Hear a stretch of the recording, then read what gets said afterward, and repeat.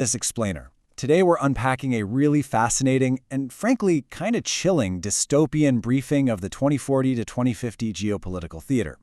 We're pulling this straight from a super dense, highly speculative postdoctoral thesis reviewed on Benoit's Substack.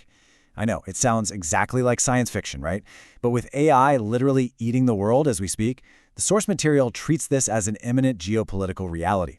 So we're going to break down this crazy academic framework, translate all that intense jargon into something clear, and look at how this maps onto the tech shifts happening right now. Okay, let's dive into this. Our agenda today spans 5 key acts. First up, the end of nations, then the architecture of power, followed by war as city planning, biodigital feudalism, and finally, the West African resistance. Section 1. The End of Nations. The Collapse of Classical Geopolitics. So, the thesis argues that by the 2040s, the nation-state as we've always known it is basically dead. It only survives as a juridical mask, like a cultural container or a really basic tax interface. Just think about the classical era we're used to. Human leaders, presidents making big decisions, treaties signed on physical paper, and wars fought over physical border territories. Now, contrast that with the 2040 to 2050 era. Power isn't a who anymore, it's a how. True power has entirely migrated into transglobal military corporate AI complexes. The whole thing is managed by algorithms using continuous flow flux modulation. Geopolitical will? It's literally just an automated ongoing calculation of resources. And that brings us to the core concept of the source material, vectoral volition. Yeah, it's some seriously dense academic jargon, so let's break it down into something punchy. Look, power isn't a president anymore. Vectoral volition means that the will of the world is just an operational emergent result. It's basically an algorithm constantly balancing out computational power, biological data from citizens, orbital sensors, and resource optimization. The big decisions? They aren't made by humans in a smoky war room. They just naturally emerge from a machine trying to balance a planetary portfolio. Moving on to Section 2. The Architecture of Power. The Cathedral Substratum. So you might be wondering, where does this massive planetary machine actually live? Well, what's really interesting here is how power relies on extreme megastructures that are completely hidden from human eyes. To survive in a hyper-weaponized world, the AI brains running these corporate empires get pushed to the absolute extremes of the Earth. We're talking abyssal data centers resting way down in the crushed depths of the Mariana Trench, or autonomous galaxy pods just floating out there in high Earth orbit.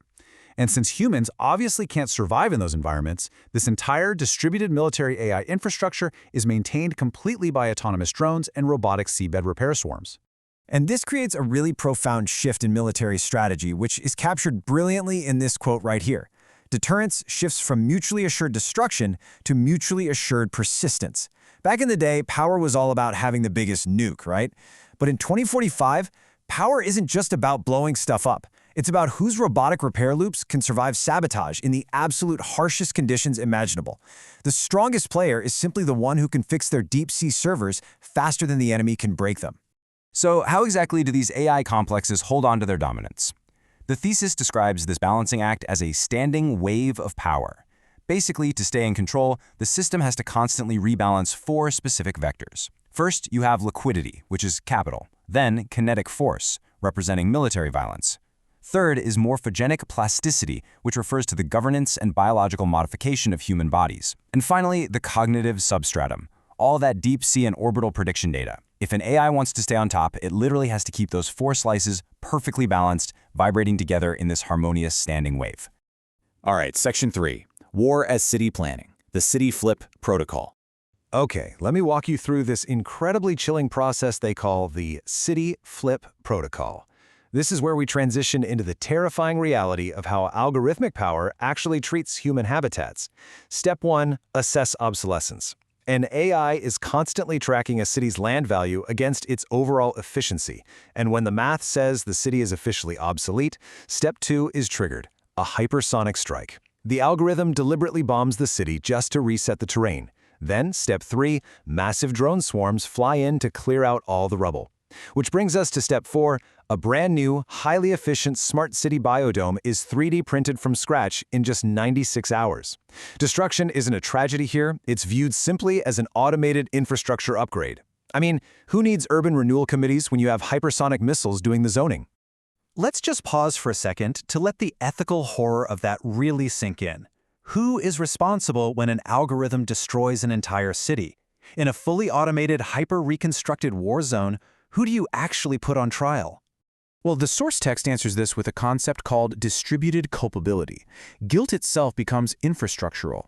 If there were ever a tribunal, they wouldn't just be looking for some general who pressed a big red button. No. They have to follow both the profit chain and the command chain. Responsibility gets fractured. It falls on the coder who built the optimization algorithm, the venture capitalist funding the reconstruction vehicles, the massive corporation ensuring the hypersonic strike, and the data broker who supplied the targeting coordinates in the first place. Section 4. Biodigital feudalism, the invasion of the human body. Now, we're going to zoom all the way in, from massive macro infrastructure straight down to the intimate microbiology of everyday citizens. According to the text, humans in this era live in an AI-skin symbiosis. Your very biology is being continuously tracked and manipulated. Our bodies literally act as walking polling stations. You don't go to a booth to cast a ballot. The AI just reads your heart rate and your cortisol levels to automatically gauge your compliance and cast votes for you. The system goes as far as using endocrine-modulating frequencies to chemically manipulate what you actually desire.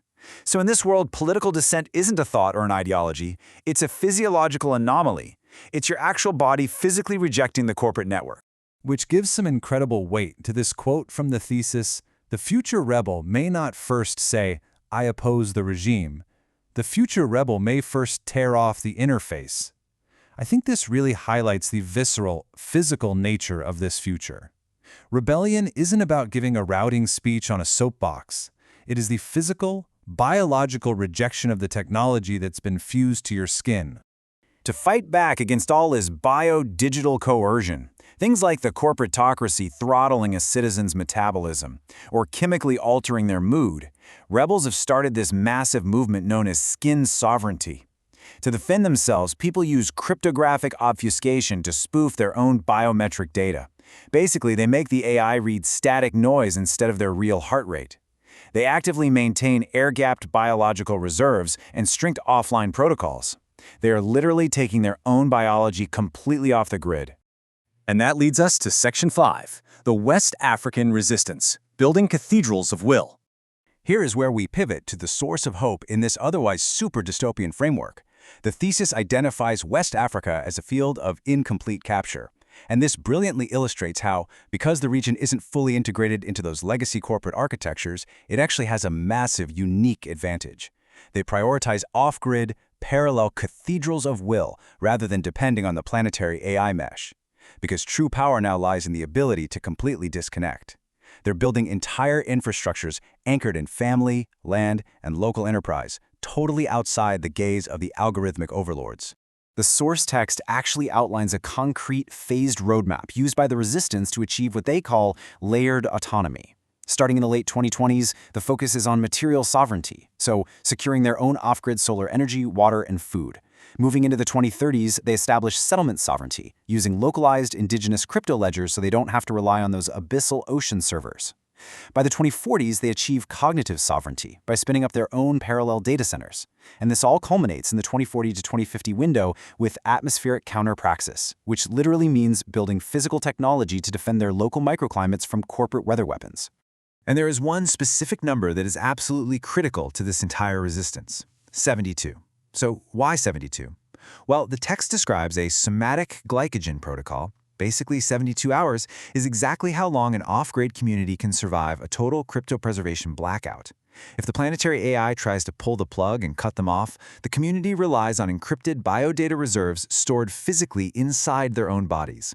That sustains their local economy and physiological needs for a full 72 hours until the localized system can restabilize. It's the ultimate biological failsafe.